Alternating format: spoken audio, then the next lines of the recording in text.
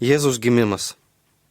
Anomis dienomis išėjo Ciesoriaus Augusto įsakymas surašyti visus valstybės gyventojus.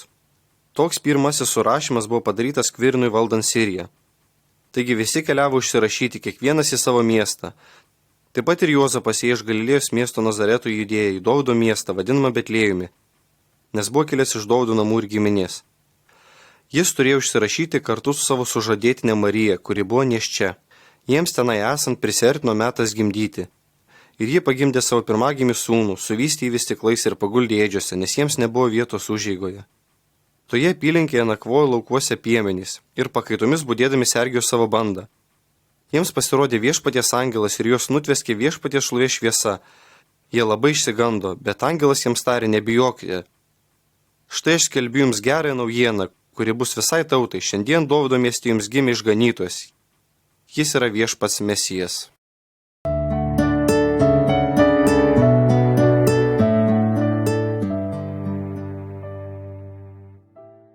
Pirmieji mokiniai. Kartą, kai minios veržėsi prie Jėzaus klausytis Dievo žodžių, jis stovėjo prie Genezareto ežero ir pamatė dvi valtis, sustojusias prie ežero kranto. Žvejai buvo išlipę iš jų ir plovė tinklus. Įlipęs į vieną valtį, kuri buvo Simono, jis paprašė jį truputį atsistumti nuo kranto ir atsisėdęs mokė minias iš valties. Baigęs kalbėti, jis tarė Simonui: irkis į gilumą ir išmeskite tinklus valksmui. Simonas jam atsakė: mokytojau, mes kiaurą naktį vargę nieko nesugavome, bet dėl tavo žodžių užmesiu tinklus. Tai padarė, jie užgrebė didelę daugybę žuvų, kad net tinklai pradėjo trukinėti. Jie pamojo savo bendrininkams buvusiems kitoje valtyje atplaukti į pagalbą. Tiems atplaukus jie pripildė žuvų abi valtis, kad jos ko neskendo. Tai matydamas Simonas Petras puolė Jėzų į koją sakydamas: pasitrauk nuo manęs, Viešpatie, nes aš nusidėlis.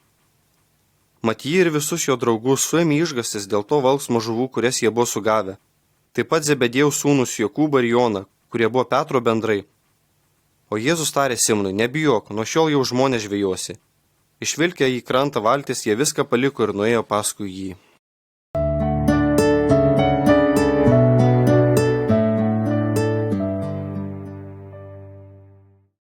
Audros nutildymas. Vieną dieną Jėzus su mokiniais įlipo į valtį ir pasakė: irkimės anapus ežero. Jie atsistūmė nuo kranto, mokiniams irkluojant Jėzus užmigo. Ežere pakilo viesulas, bangos ėmė semti valtį ir visi atsidūrė pavojuje. Tuomet pripuolė mokiniai ėmė žadinti Jėzų, šaukdami: mokytojau, mokytojau, žūvame.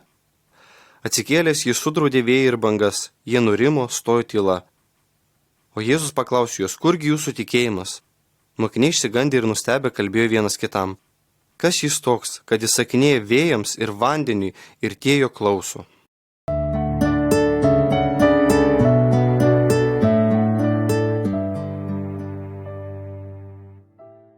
Duonos padauginimas. Sugrįžę paštalai apsakė Jėzui, ką buvo nuveikę. Pasiėmęs juos, jis pasitraukė nuo šaliai Betsaidos miesto apylinkės. Minia tai sužinojusi sekė jį iš paskos. Jis priėmė žmonės ir kalbėjo jiems apie Dievo karalystę, išgydė tuos, kuriems reikėjo gydymo. Diena pakrypo vakarop. Prisiartinę 12 tarė: paleisk žmonės, kad jie nuėję į aplinkinius kaimus bei vienkiemius susirastų nakvynę ir maisto. Mes juk esame dykumoje. Jėzus atsiliepė: jūs duokite jiems valgyti. 12 atsakė: mes nieko daugiau neturime, tik 5 kepalėlius duonos ir 2 žuvis. Nebent nueitume ir nupirktume maisto visai šitai miniai. O buvo ten apie 5000 vyrų. Jėzus sakė mokiniams: susodinkite juos būriais po 50. Jie taip padarė ir visus susodino. Tuomet paėmęs 5 kepalėlius ir 2 žuvis, jis pažvelgė į dangų, palaimino, laužė ir davė mokiniams, kad išnešiotų miniai. Visi valgė ir pasisotino, ir dar buvo pririnkta 12 pintinių nulikusių gabaliukų.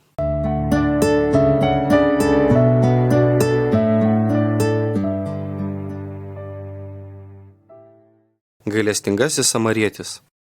Štai atsistojo vienas įstatymų mokytojas ir mėgindamas jį paklausė: mokytojau, ką turiu daryti, kad laimėčiau amžinai gyvenimą? Jėzus tarė: o kas parašyta įstatyme, kaip skaitai? Tas atsakė: mylėk Viešpatį savo Dievą visa širdimi, visa siela, visomis jėgomis ir visų protu, o savo artimą kaip save patį. Jėzus jam tarė: gerai atsakei, tai daryk ir gyvensi. Norėdamas pasiteisinti, Anas paklausė Jėzų: O kasgi mano artimas? Jėzus prabilo. Vienas žmogus leidosi žemyn iš Jeruzalės į Jerichą ir pakliuvo į plėšikų rankas.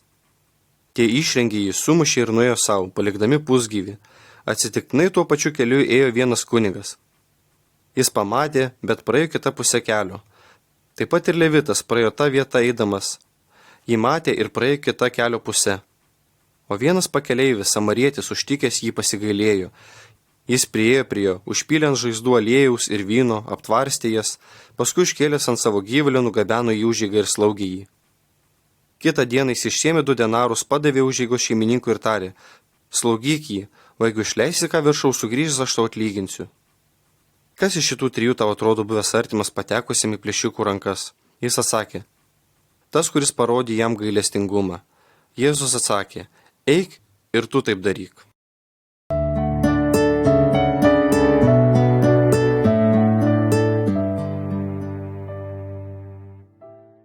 Jėzus mokina melstis. Kartą Jėzus vienoje vietoje meldėsi. Jam baigus maldą vienas mokinys paprašė: viešpatie, išmokink mus melstis, kaip ir Jonas išmokė savosius mokinius. Jėzus tarė jiems: kai melsite, sakykite: Tėve, tiesie šventas tavo vardas, teateinie tavo karalystė, kasdienės mūsų duonos, duok mums kasdien. Ir atleisk mums mūsų kaltes, nes ir mes atleidžiame kiekvienam, kuris mums kaltas, ir nevesk mūsų į pagundą.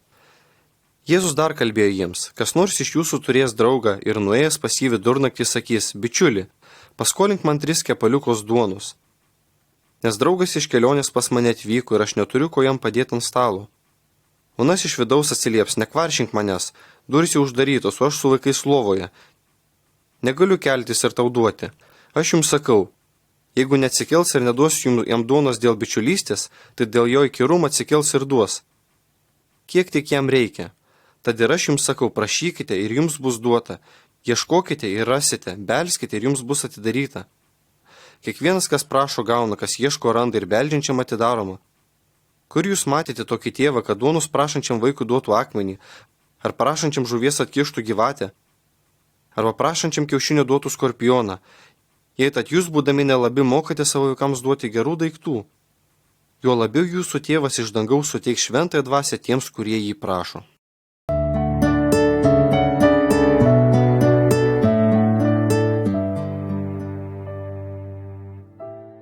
Nedėkingi svečiai. Tai išgirdęs vienas svečias jam tarė: palaimintas, kas vaišinsis Dievo karalystės pokylyje.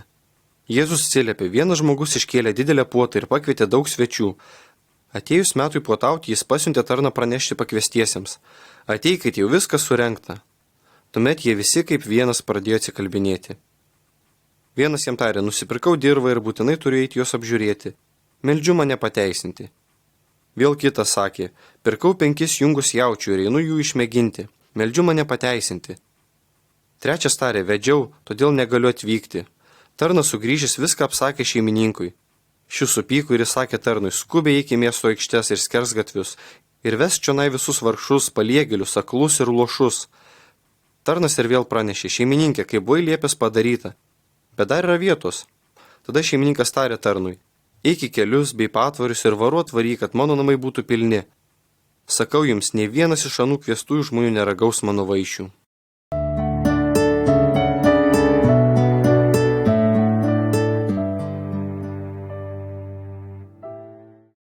Sūnus palaidūnas. Jis kalbėjo toliau: vienas žmogus turėjo 2 sūnus. Kartą jaunesnysis tarė tėvui: tėve, atiduok man priklausančią palikimo dalį. Tėvas padalijo sūnums turtą. Netrukus jaunėlis susiėmė savo dalį, iškeliavo į tolimą šalį.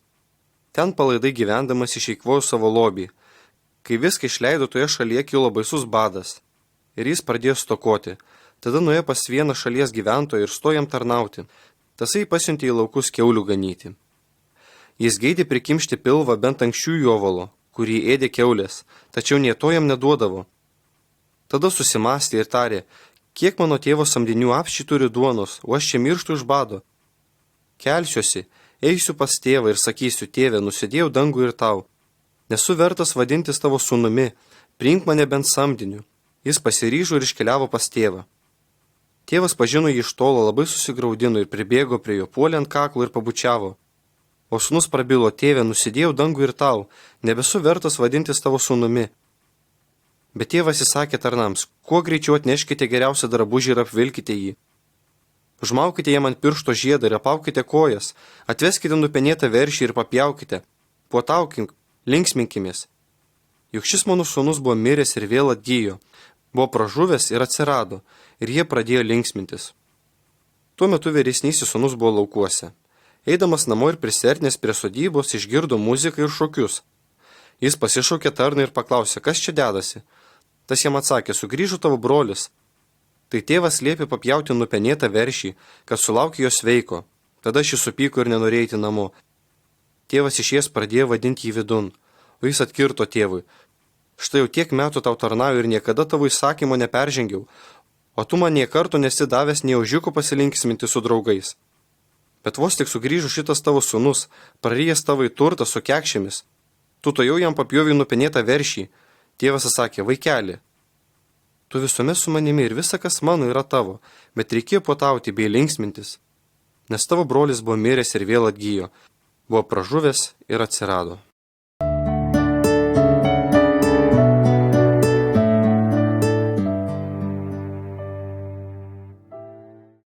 Jericho neregys. Kai Jėzus prisiartino prie Jericho, šalia kelio sėdėjo neregys Elgeta. Išgirdęs praeinančią minią, jis paklausė, kas tai būtų. Jam pasakė, jog praeinas Jėzus Nazarietis. Tuomet neregys ėmė šaukti, Jėzau, Dovydo sūnau, pasigailėk manęs. Ėję priešakyje draudė jį, kad tylėtų, bet tas dar garsiau šaukė, Dovydo sūnau, pasigailėk manęs. Jėzus sustojo ir liepė jį atvesti. Jam prisiartinus Jėzus paklausė, ko nori, kad tau padaryčiau? Šis atsakė, viešpatie, kad praregėčiau. Jėzus tarė, regėk, tavo tikėjimas išgelbėjo tave. Tas bemat praregėjo ir nulydėjo jį, garbindamas Dievą.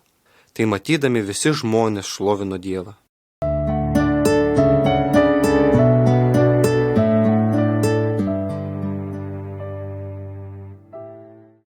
Nukryžiavimas.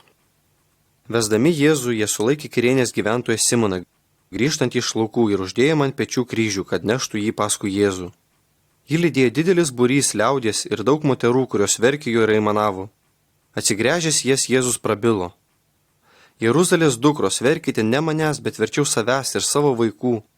Ateis dienos, kai sakys laimingos nevaisingosios, laimingos negimdžiusios ir nežindžiusios. Tada bus sakoma kalnams, griūkite ant mūsų ir kalvoms pridenkite mus. Jeigu šitaip daroma žaliam medžiu, tai kasgi laukia sausuolio? Kartu su juo buvo vedami žudyti du piktadariai. Atėję į vietą, kuri vadinasi Kaukolė, jie prikalė ant kryžiaus Jėzų ir du piktadarius. Vieną jam iš dešinės, antrą iš kairės. Jėzus meldėsi, tėve, atleisk jiems, nes jie nežino, ką dara. Kareiviai pasidalijo jo drabužius, mesdami burtą. Žmonės stovėjo ir žiūrėjo, seniūnai tyčiojodamiesi kalbėjo. Kietus išgelbėdavo, tegul pats išsigelbė. Jei jis Dievo išrinktasis Mesijas, iš jo juokėsi ir kareiviai, prieidami paduodami jam perrūgusio vyno ir sakydami, jei tu žydų karalius, gelbėkis pats, viršum jo buvo užrašas, šitas yra žydų karalius. Vienas iš nukryžiuotojų nusikaltėlių ėmė įžeidinėti Jėzų. Argi tu ne Mesijas? Išgelbėk save ir mus. Antrasis sudraudė jį. Ir Dievo tu nebijai, kentėdamas tą pačią bausmę, juk mūdu teisingai gavome, ko mūsų darbai verti, o šitas nieko blogo nėra padaręs. Ir jis tarė, Jėzau, prisimink mane, kai ateisi į savo karalystę. Jėzus jam atsakė, iš tiesų sakau, tau šiandien su manimi būsi rojuje. Buvo apie 6 valanda, kai visą kraštą apgaubė tamsa ir buvo tamsu iki 9 valandos. Saulė užtemus šventovės uždanga perplyšo pusiau, o Jėzus galingų balsų sušuko. Tėve, į tavo rankas atiduodu savo dvasią. Ir su tais žodžiais numirė. Šimtininkas, matydamas, kas buvo įvykę, pradėjo garbinti Dievą ir tarė, iš tiesų šitas buvo teisusis. Ir visa minė susirinkusi pažiūrėti reginį ir pamačiusi, kas įvyko, skirstėsi muždamiesi į krūtinę. Atstu stovėjo visi Jėzaus pažįstami ir moterys, jie atlydėjusios iš Galilėjos. Jos viską matė.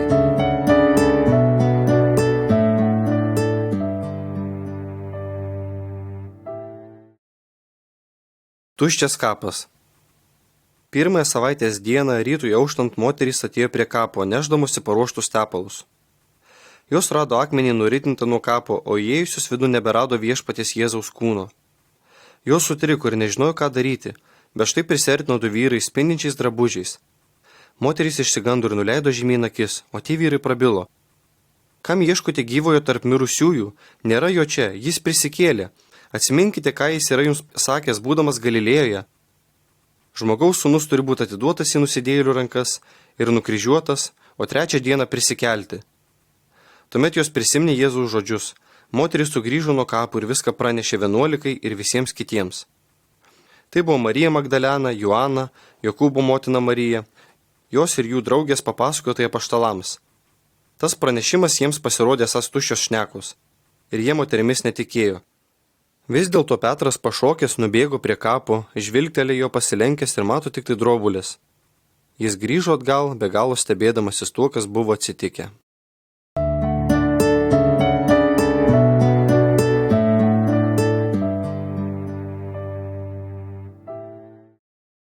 Jėzus pasirodo mokiniams. O jie papasakojo, kas jiems atsitiko kelyje ir kaip jie pažino Jėzų, kai jis laužė duoną. Jiems apie tai besikalbant, pats Jėzus atsirado tarp jų ir prabilo: ramybė jums. Virpėdami iš išgąsčio jie tarėsi matą dvasią, o jis paklausė: ko taip išsigandote, kodėl jūsų širdise gimsta dvejonės? Pasižiūrėkite mano rankas ir kojas, juk tai aš pats, palieskite mane ir įsitikinsite. Dvasia juk neturi kūno nei kaulų, kaip matote mane turint. Tai tarys jis parodė jiems rankas ir kojas. Jiems iš džiaugsmo vis dar netikint ir stebintis, Jėzus paklausė: ar turite čia ko nors valgyti? Jie padavė jam gabalą keptos žuvies. Jis paėmė ir valgė jų akyse. Paskui Jėzus tarė jiems: ar netokie buvo mano žodžiai, kuriuos jums kalbėjau dar būdamas su jumis? Turi išsipildyti visa, kas parašyta apie mane Mozės įstatyme, pranašų knygose ir psalmėse. Tuomet jis atvėrė jiems protą, kad jie suprastų raštus, ir pasakė: yra parašyta, kad Mesijas kenties ir trečią dieną prisikels iš numirusių, ir pradedant nuo Jeruzalės, jo vardu visoms tautoms bus skelbiama, kad atsiverstų ir gautų nuodėmių atleidimą. Jūs esate šių dalykų liudytojai, ir štai aš atsiųsiu jums, ką yra pažadėjęs mano tėvas.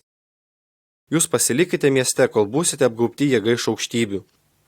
Jėzus nusivedė juos palei Betaniją ir iškėlęs rankas palaimino juos. Laimindamas jis atsiskyrė nuo jų ir pakilo į dangų. Jie pagarbino jį, paskui didelio džiaugsmo kupini sugrįžo į Jeruzalę. Jie nuolat lankė šventyklą ir šlovino Dievą.